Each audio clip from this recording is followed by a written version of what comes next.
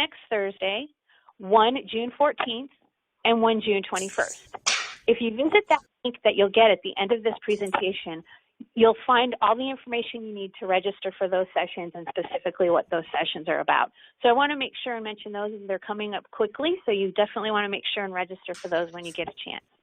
Again, if you have any technical issues or questions for the presenters, please feel free to use the chat box over on the left-hand side of your screen. I'll be happy to help you out. And it's now my pleasure to go ahead and pass this over to the GFAS Executive Director, Kelly Heckman. Thank you, Robin. Hello and welcome, everybody. As Robin mentioned, this is the first in our 4-part series, and we're focusing this time on adoption.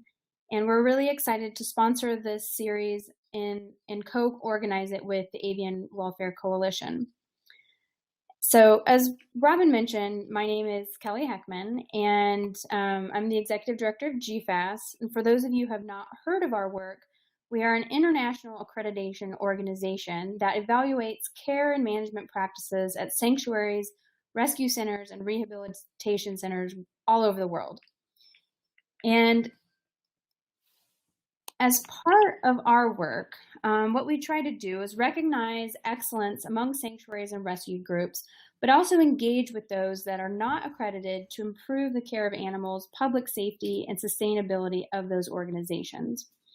So while it might not seem obvious why we would be engaging with animal shelters and bird rescues to promote adoption, ultimately, what we're really trying to do is provide you with the necessary information so that you have the resources available to you to provide short-term care for birds that come to you in need, and also feel that we are a resource for finding different placement options, and also provide you with a variety of resources to make sure that you can do your jobs as best you can.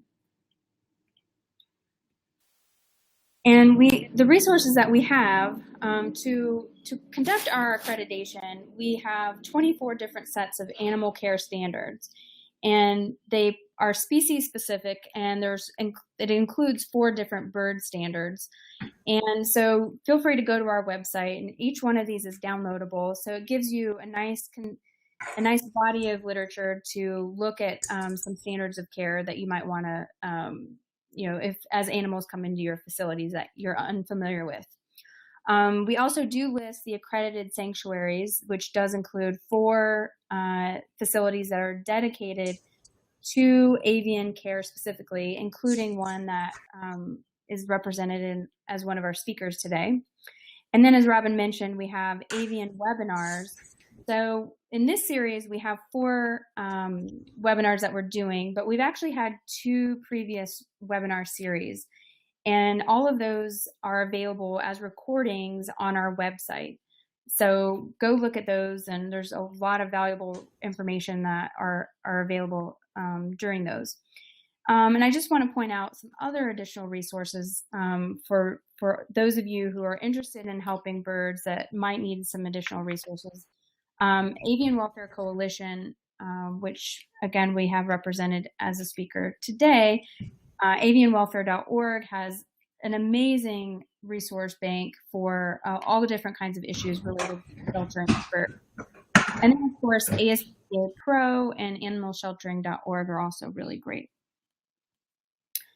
So with that, I want to hand it over to Denise Kelly, who is the president and co-founder of the AWC, and she will introduce our speakers today.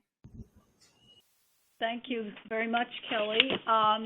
Welcome, everyone. I'm really happy that we're able to do this next series on placement, since bird placement is such a complex process, and there's so many different facets to it.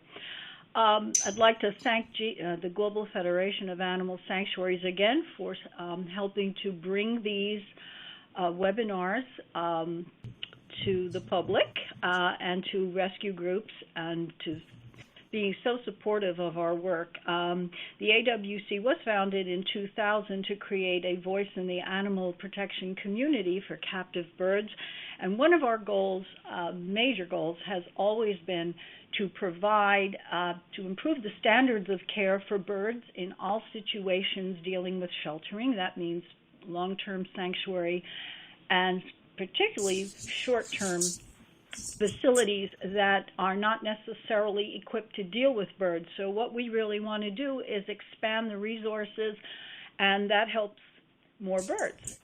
So we've provided a variety of those on our website in our shelter outreach program. So if you go to avianwelfare.org/shelters, there is a variety of resources that you can access, downloadable how-to guides, and again, the links to the previous webinars that we've been fortunate enough to do with GFAS.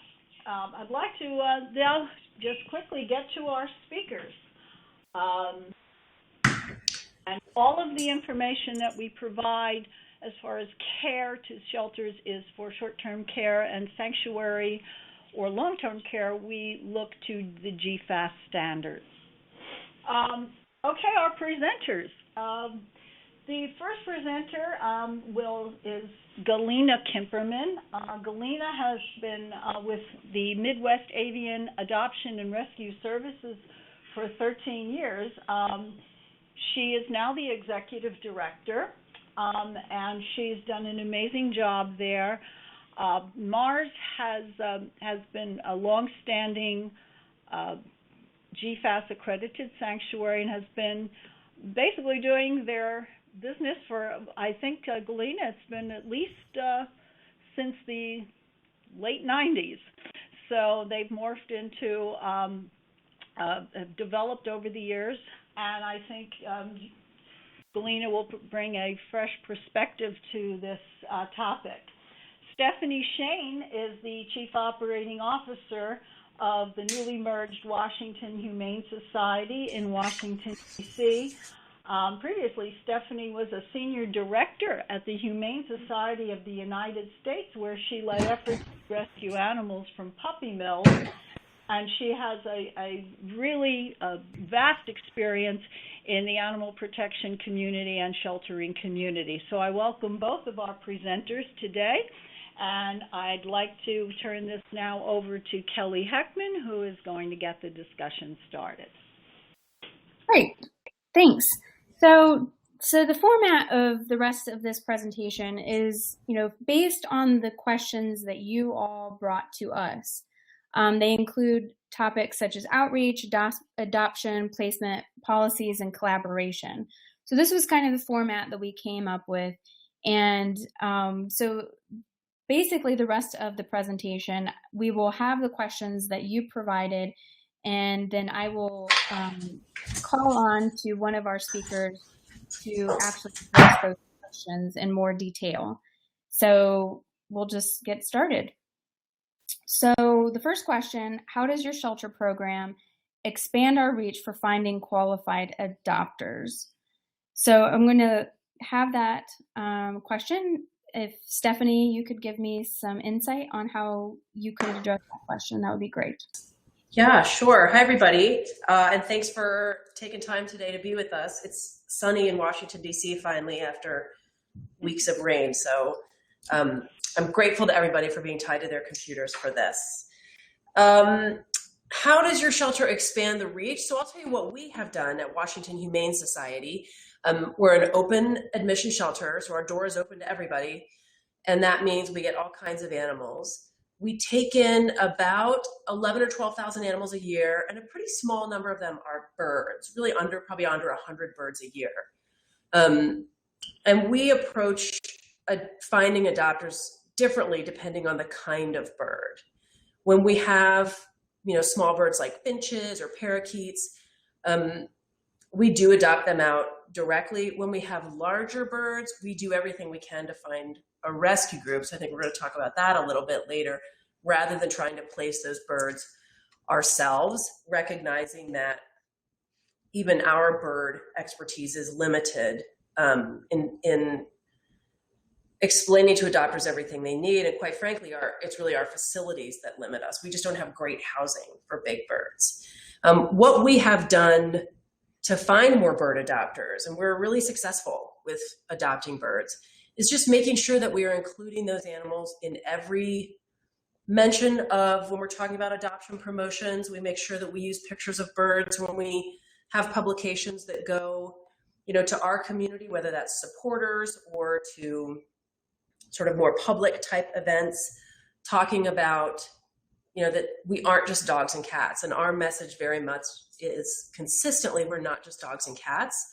So we have been able to increase the number of people in our community who come to us looking for birds. We certainly have people who, might be on the website or something and see that we have birds for adoption and come in, but it really has been including birds in our messaging that has brought the public to our doors asking for birds, and including when we don't have them. So if they don't see a bird on our website for adoption, we will get people asking, how often do you get birds? When could I check back? So I think just consistent adoption messaging from a lot of people, a lot of organizations about adoption being a great option has driven some people to our doors even when we don't have birds at all. So just keep talking about birds. It's the same way you get more people adopting pit bulls or fish. Just keep talking about them. Great. And Galiena, did you have anything to add to that? I think Stephanie has that. I think that's actually great. Getting the message out, local vets, kind of anywhere you can get that message out there is a great way to do it. Great. Okay. Well, the next question, what are the major differences between finding homes for birds compared to dogs and cats? And I'm also going to give this one to Stephanie. I would say my short answer is it's just explaining the care of the animals. I don't think we certainly don't approach finding homes for birds differently than we do finding homes for dogs or cats or, chinchillas or whomever comes to us in need. Certainly the conversation is different, and, really talking through what the needs are of the animal that someone is interested in adopting is different, because I think people are just generally less familiar with birds than they are with dogs and cats. And that's something that rings true for people who come to us for adoption, as well as people who come to us looking for a job. They just haven't had as much exposure to birds. But we don't find it any more difficult to find homes for birds who come to us than we do dogs or cats. And that might be because our bird population isn't massive. We're not dealing with huge numbers of birds like we are dogs and cats.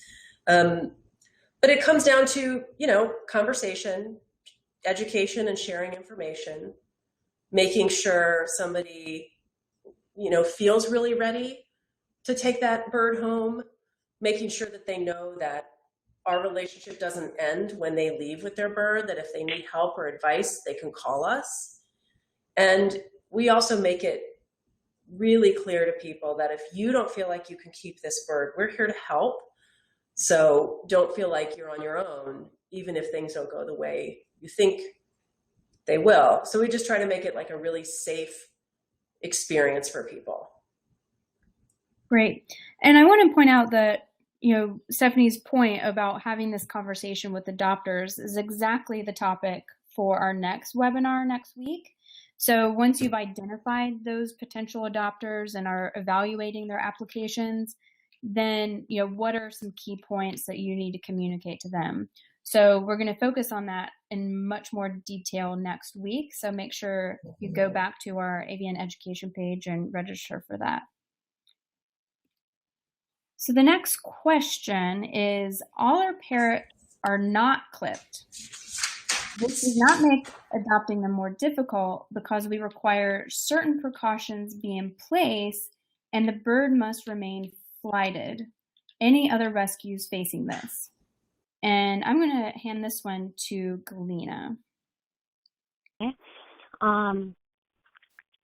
So for us, all of our birds are never clipped. We believe that flight is a right for them, not a circumstantial condition of their life. So I think any adopter who wouldn't understand that is not the right home for a bird. It would be like an adopter looking for a dog without legs because it's easier to care for a dog that you would have to carry around because it's easier, if that makes sense.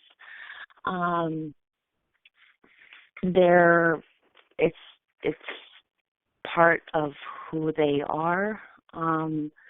So when you're talking to an adopter about their right to fly, phrasing it in a way that they get, that they need to fly. It's better for their health. It's better for them psychologically. I think if you can phrase it in those ways, it gets that message through to them. The decrease in aggression once birds, at least not all birds choose to fly once they learn how to fly, but at least they know that they can. It changes them on a fundamental level. So I think if there is someone who outright refuses the flight aspect, that would make me question the adoption. Right. Yeah, that is also, well, that is one of the requirements for GFAS in our accreditation process, is that, we really emphasize animals being able to display their natural behaviors. And obviously for birds, it's one of the most important behaviors is their ability to fly. Okay, so moving on. How do you determine which birds should be placed into a sanctuary versus those that can be placed into private homes? And Galiena, you're, as a director of one of our accredited sanctuaries, I think you'll have a good insight into this question. So on intake, typically those, if any bird is a wild caught, we typically would consider them automatically a sanctuary candidate. That doesn't necessarily mean that they are going to go to an outdoor sanctuary, but that makes the odds much higher.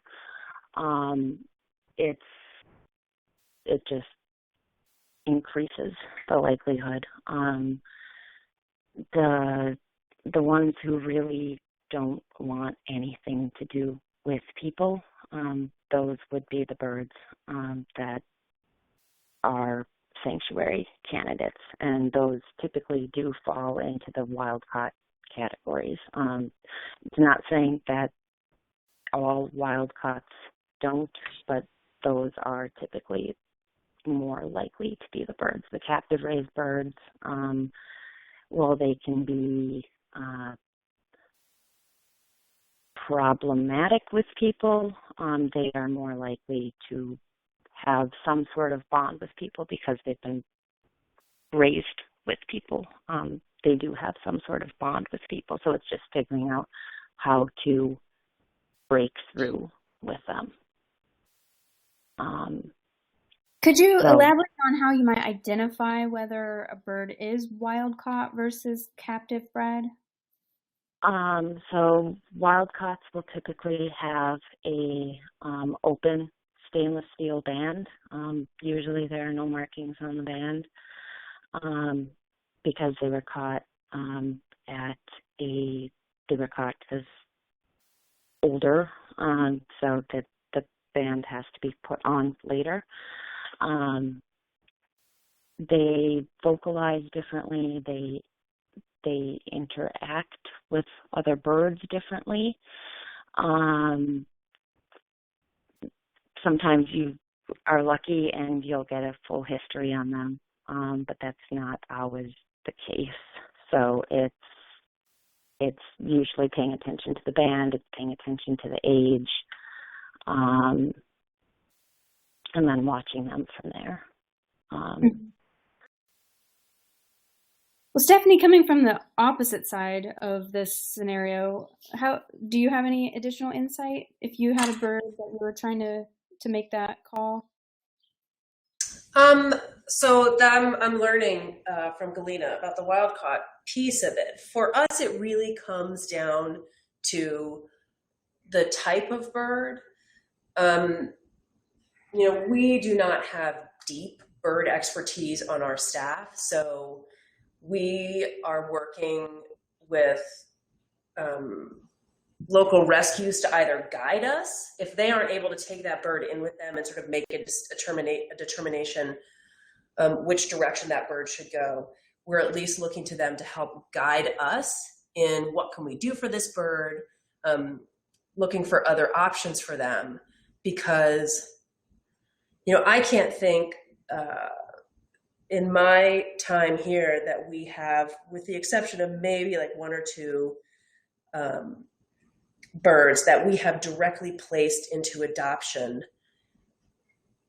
birds other than sort of parakeets, cockatiels, finches, like much smaller birds. So we're going right to our rescue partners or those local sanctuary partners that can guide us and steer us towards a placement for the bird. And we're following their expertise on the direction to go in. Got it. And there is a question that I see popped up in the comment section, and it is definitely true that it absolutely does depend on the wild-caught bird's history and captivity. We have many wild-caught birds that choose to want to be with us, but there are also many wild-caught birds that choose to not want to be with us. So it's really a case-by-case basis. It's just we will not try as hard and we won't push them as hard. And it push is, again, the wrong word. But we won't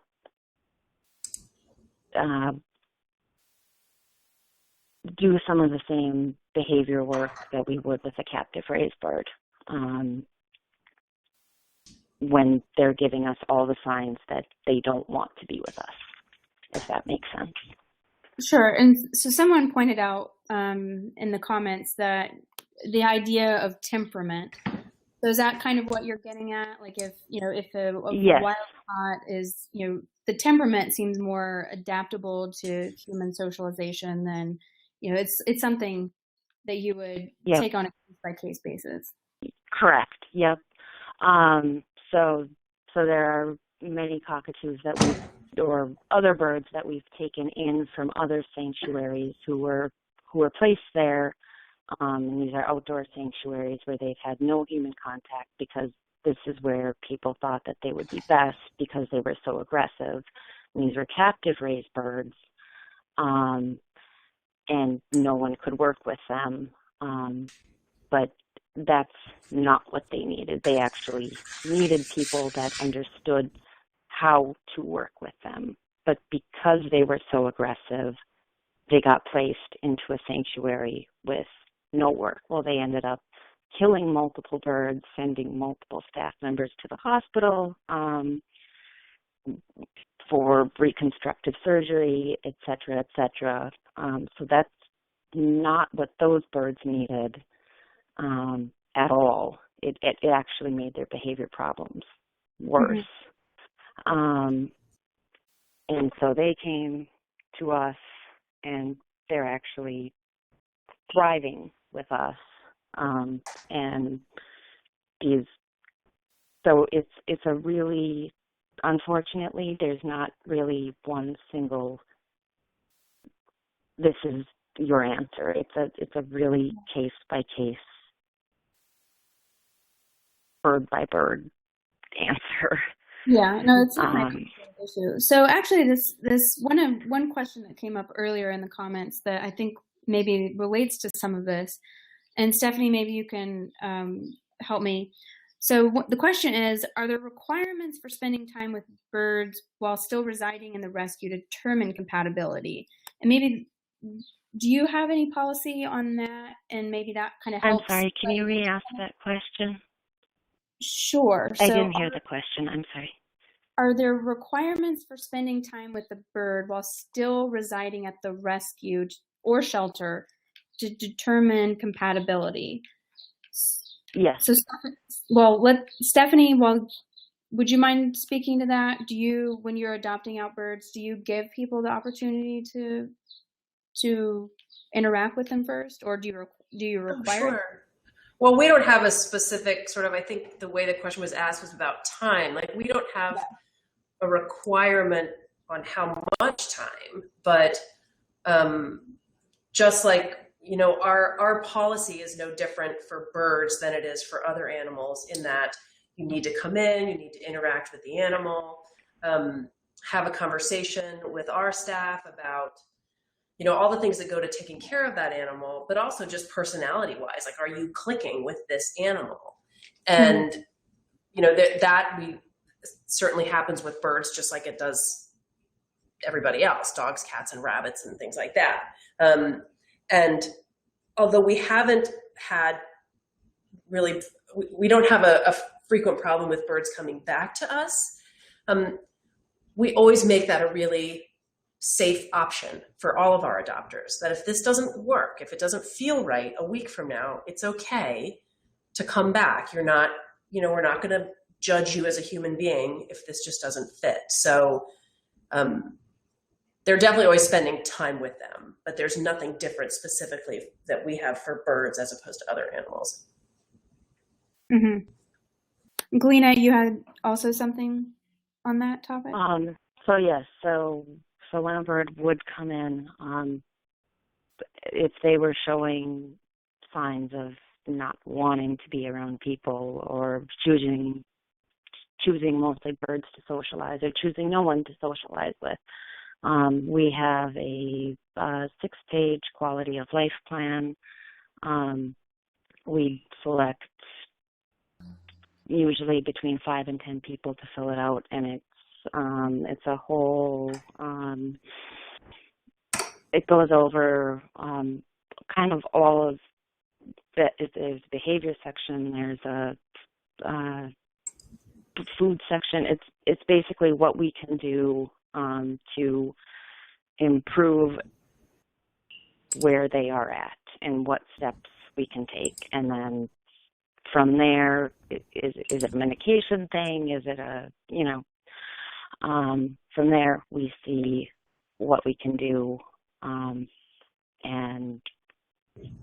we follow that through. We come up with a behavior plan for them. We come up with kind of whatever they need, and if those steps work, great. If not, we come up with something else for them. You're not giving me a better segue, because the next question is, how do you address the potential adopters' concerns that your process is taking too long? It sounds like, you know, having a 6-page, you know, quality of life plan is amazing and rigorous, but how would you address the concern about the process taking too long? And since, Galiena, you were talking to that, I'll let you start on that. We do get told that, and we will tell people that you're taking on a bird that is probably going to outlive you in most circumstances.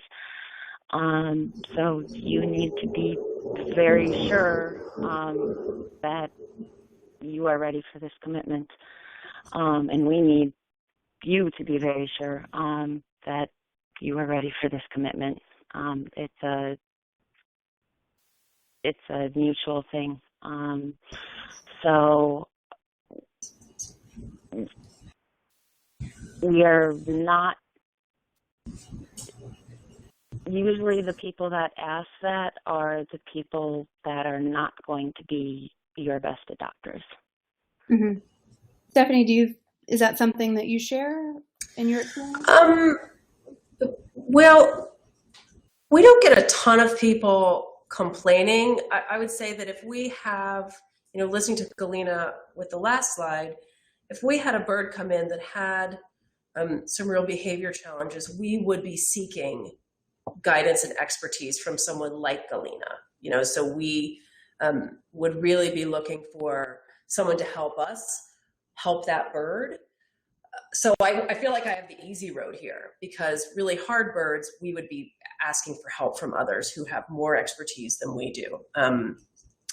Whenever we get somebody who may feel like an adoption process is taking too long, we just explain to them what the process is and why we're having these conversations. And it's really rare that we have someone, sort of get mad and say, I've had it. It happens, but it's very rare for us. And I think, again, like telling people we're doing our best due diligence and you're doing your best due diligence, and really approaching them, that potential adopter, as a partner in how do we do what's best for this bird, has helped us.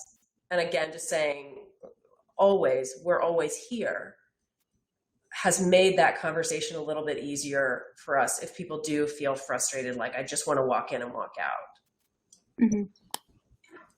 Right. So jumping away on a kind of a different topic, do you provide veterinary screening testing on all birds prior to adoption?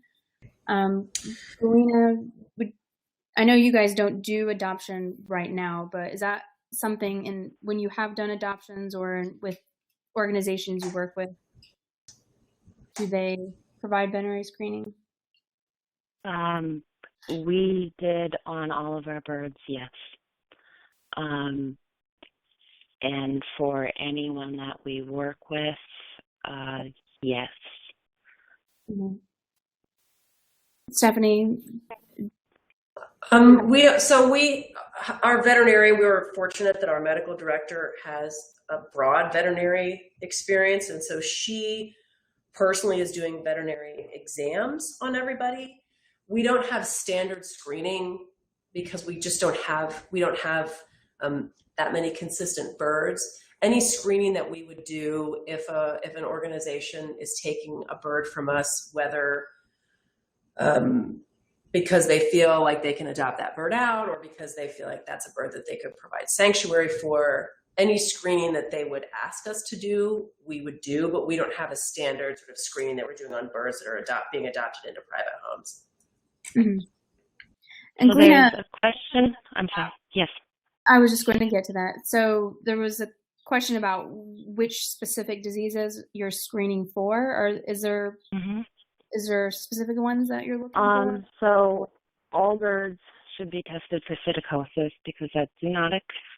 So you are covering your bases, testing for that. Then from there, it's a species specific. South American birds should really be tested for polyoma and Pachecos. That's your best bet. Any of the old world birds should be tested for PBSD. And then those are probably the most common ones that you want to test for, but obviously your veterinarian, your shelter veterinarian, or your avian veterinarian would recommend, depending on the bird's age, health, history, would recommend further testing or not further testing from there. There's another question, Bornavirus PDD. That test is not accurate. It's still not accurate. You get false negatives and you get false positives. So most avian veterinarians do not recommend testing for that. Great. Thank you. And so between 40 to 60% of the captive population have that disease. So even if you do get a correct positive on that test, whether the disease becomes active or not, you're going to get information that you don't need. Okay, great. Thanks for the clarification. The next question, we hear that local bird rescues give birds to breeders. This seems wrong, but if it's our only option, what can we do? And let's see, Galiena, did you have anything? What do you think about having collaborations with breeders? Unfortunately, there are a good number of rescues that do that. When at all possible, it's working with, if you can keep the more challenging birds or find a rescue that doesn't, send the more challenging birds to them. And then.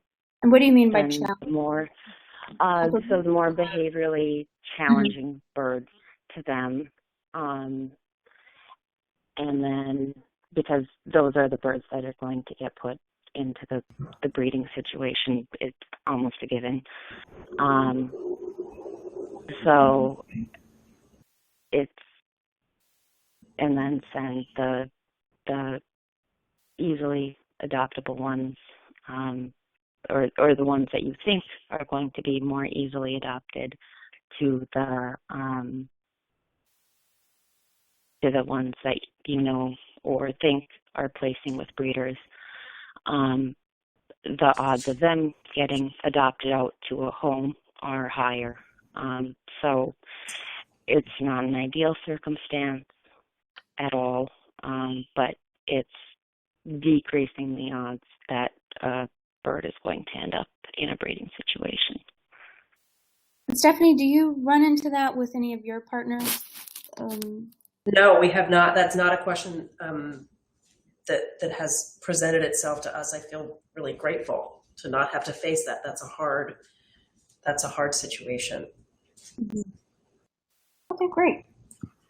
We don't have any on the same vein, we don't have any collaborators in our local area that help exotic animals. Where can we find help?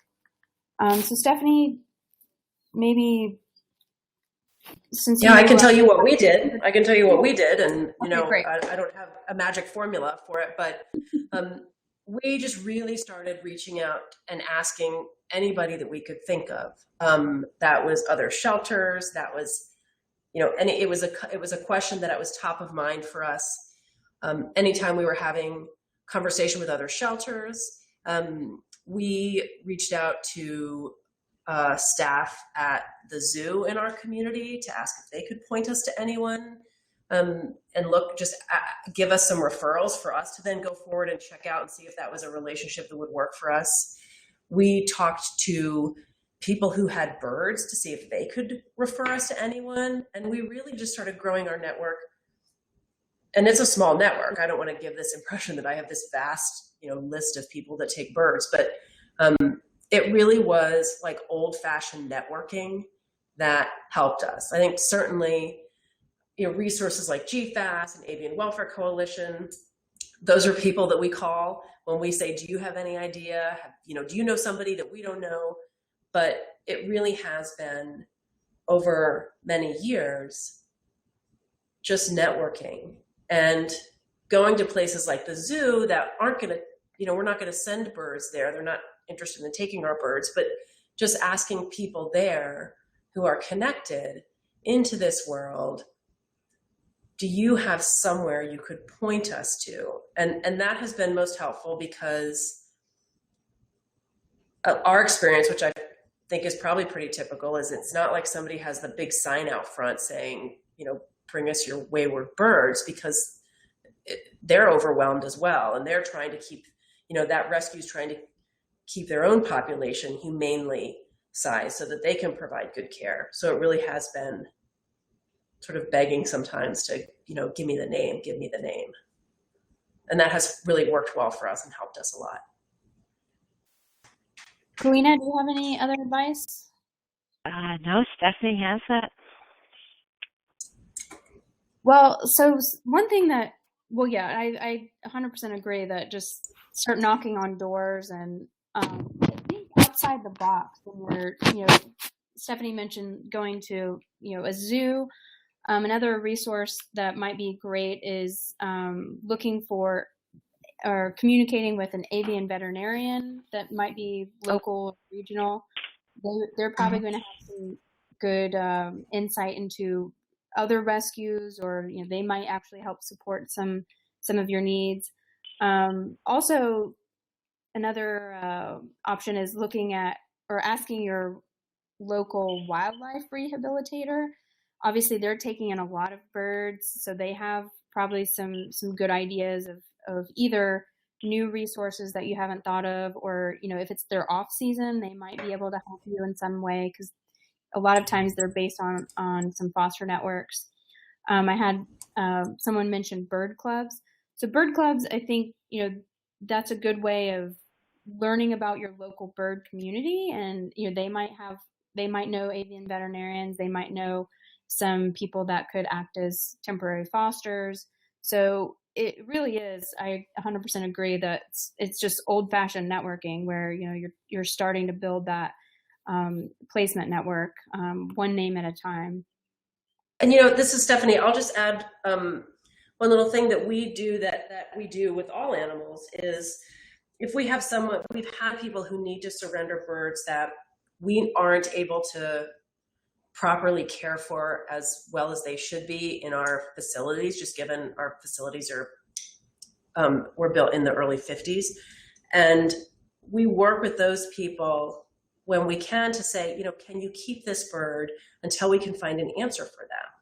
And that has helped us as well. Just take off from a shelter perspective.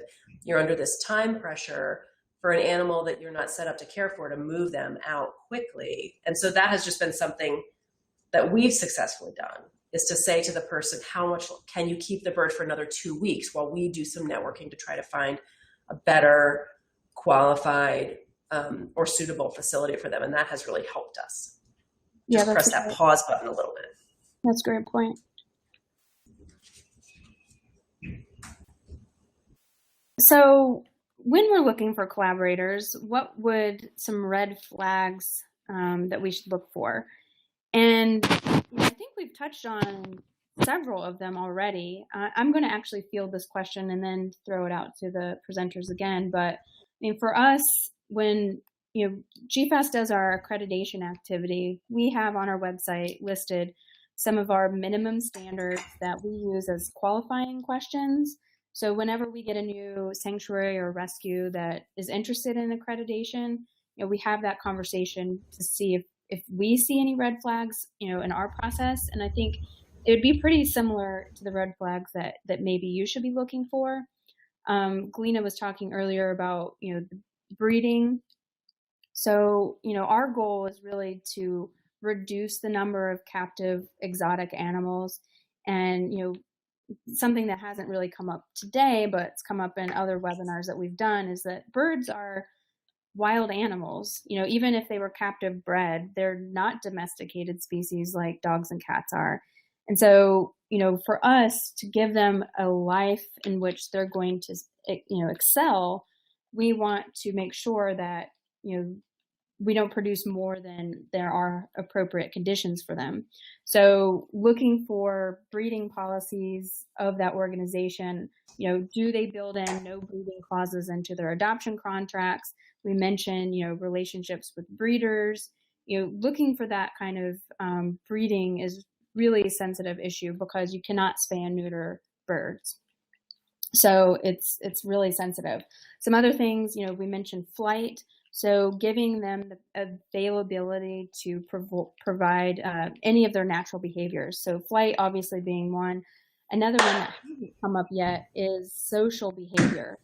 So here we have, a pair of birds that are having a relationship with each other. And one thing that we sometimes see in the bird rescue community is the emphasis on the human-bird bond. And our position is that, the better bond is a natural bond, which is, a bond within its own species. So especially if you have, pair bonded animals, those should be, kept as pair bonds whenever possible. And if you see that a possible collaborator is breaking up those bonds, that would be a super big red flag for us. So anything that's, distracting from a natural behavior, if in their flights they don't have access to flighted areas, they're kept in small cages, that would be a red flag. So basically saying maintain natural behaviors except their breeding behavior, that we want to actually try to avoid if possible. Galiena, can you think of any other red flags that come to mind? Vet testing, especially when they are an avian facility, they should be vet testing their birds. They should be quarantining. They should be vet testing. In places that have a species preference, and these aren't, I don't mean facilities that are dedicated to Procephalus or cockatoos, but places that will make space for a certain species of bird. They're closed, but you say you have a black palm cockatoo that needs to come in, and all of a sudden they have room. That is a huge red flag. Mm-hmm. So anything like that is a problem.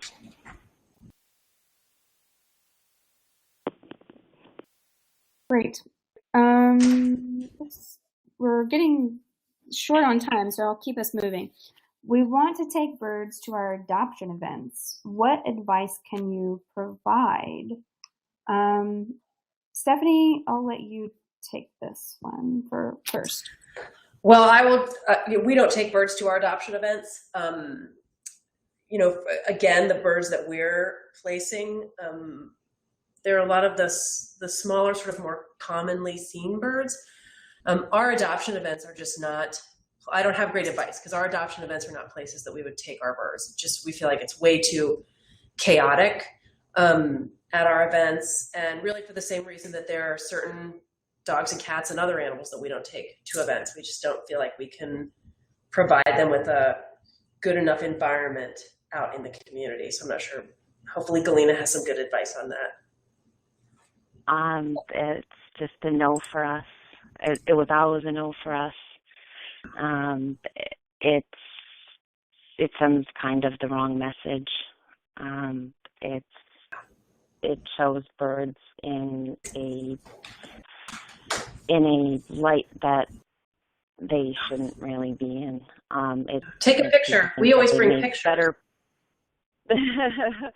It shows people that they're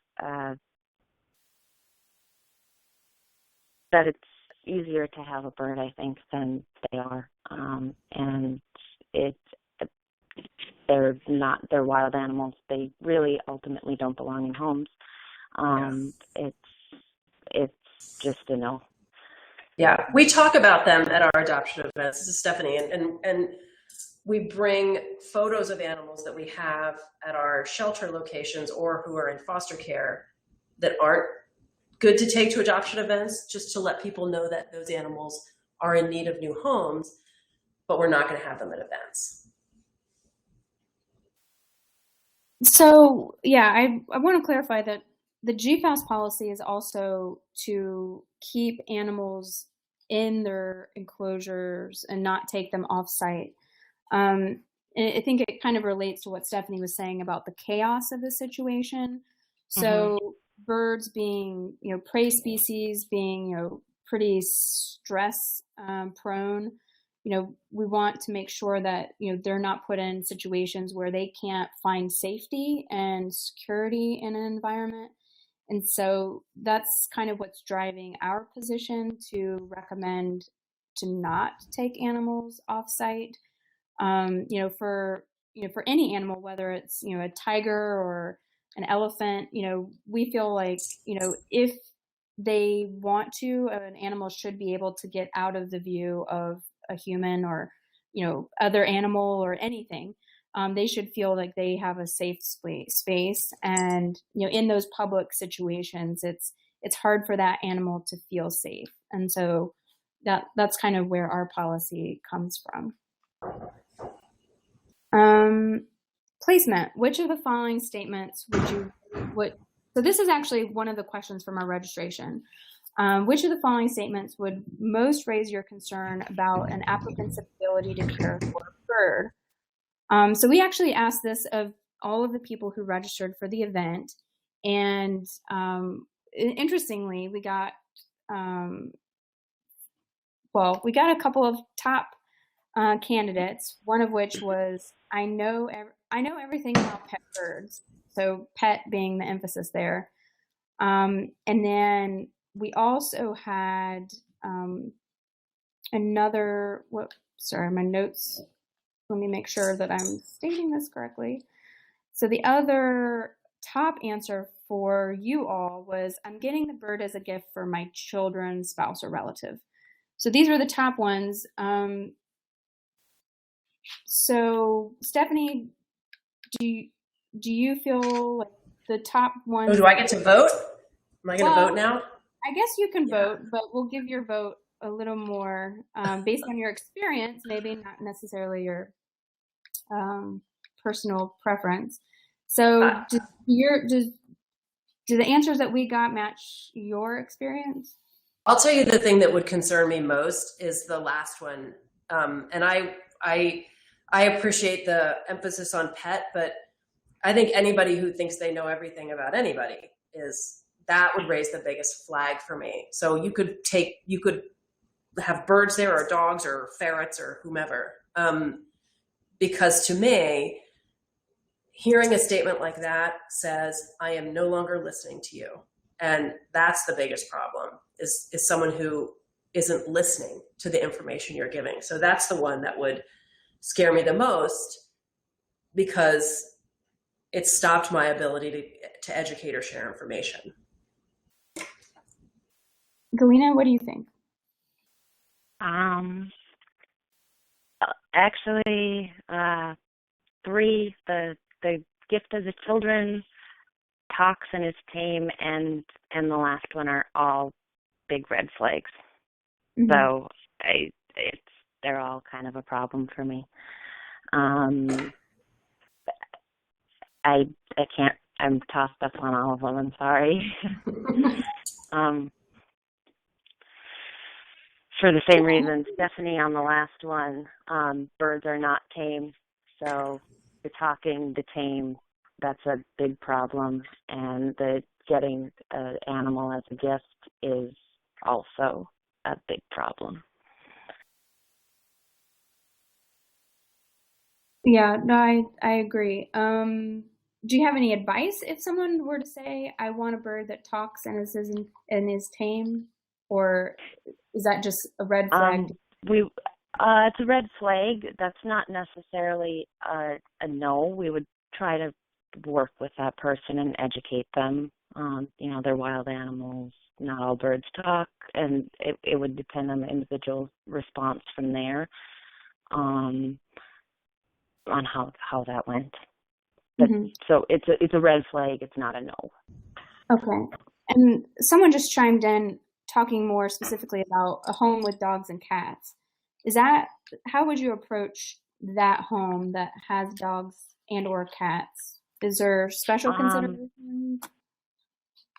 It depends on the bird, and it depends on the dogs and the cats. Most of the time, it's really not much of an issue. There are most homes, they live peacefully together, and it's really not a problem. As long as you are careful in your introducing them in kind of a neutral area, But it just kind of depends. Like, as long as you do your home visits and do kind of multiple home visits to make sure that the home is okay and you know the dogs and you know the people well, it's usually not an issue. Right. Yeah, you raise an important point that I think we'll probably talk more about next week, which is the idea of doing home visits as part of the adoption process. But given our time, we'll table that for next week. So another question that we included in our registration: what most frequently accounts for adopted birds being returned to your organization? So amongst our top responses was lifestyle change. I'm guessing, Stephanie, that's not exactly shocking to you.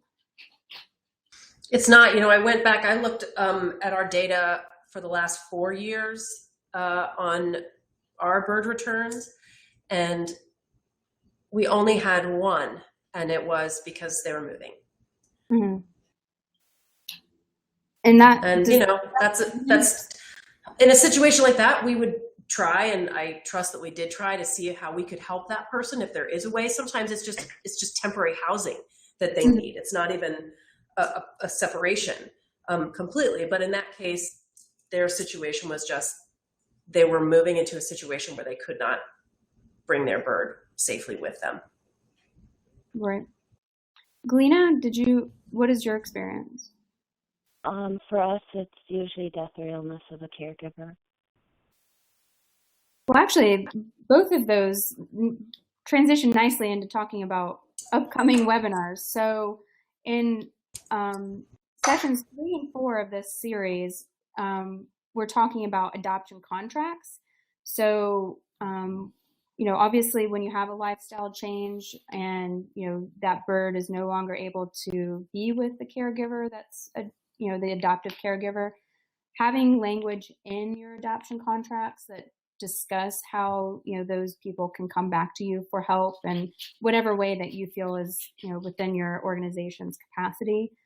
And then we also have another webinar that will be, I don't remember the order, number 3 and 4, but talking about the death and illness of caregivers, being prepared for, obviously, as Galiena mentioned earlier, these animals are long-lived, and very likely this will not be the last home that they will live in, and being prepared for that by creating, including them in your will, providing pet trusts so that, the next caregiver has some capacity monetarily to provide for those animals. So we're going to get more in depth into those 2 topics later in June. So look forward to that. But I think that's actually a great place to stop, unless anybody has any other comments. I think that might be our last question.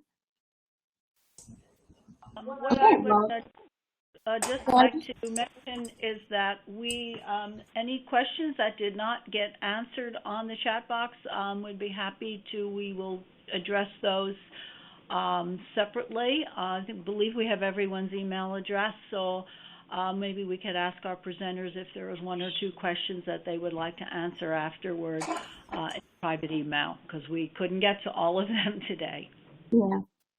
Yeah, and I want to, again, emphasize the resources that are out there on our Avian education page, the Avian Welfare Coalition's websites, and then we have some other great information listed here.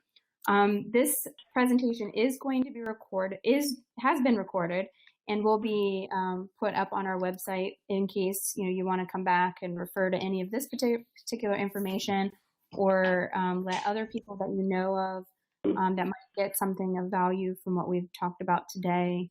You can refer it to them. And Denise, I'll let you have your final word here. Well, my final word is that I'm really grateful that we had the opportunity to do this, and I'm looking forward to the next 3 sessions. And I think that all of these webinars that we are doing is to help to bridge that gap between the understanding between the animal protection community and the avian rescue community. And I think getting these two people in the animal shelters and the avian rescues to start talking to each other more and sharing ideas, the best of both will help more birds in need in the long run. So I thank everyone for their time, and we will look forward to seeing you next week. Yes. Again, don't forget to register for next week's presentation when we're going to be talking about now that you've found an adopter, now what? So getting those adopters, making sure that they're prepared for a lifetime of care for the birds that that you're placing with them. And as I mentioned, we have sessions 3 and 4 that will talk about adoption contracts and wills and trusts. And I want to thank very much Stephanie and Galiena for being here and talking about their experience with placing birds. And I want to thank Robin Mason, who has been critical for pulling all of our chaotic schedules together and making this happen today. And yeah, we look forward to seeing you again next week and in future weeks. And everybody have a great day. Thank you. Thanks, everybody. Bye. Bye. Thank you, Rob.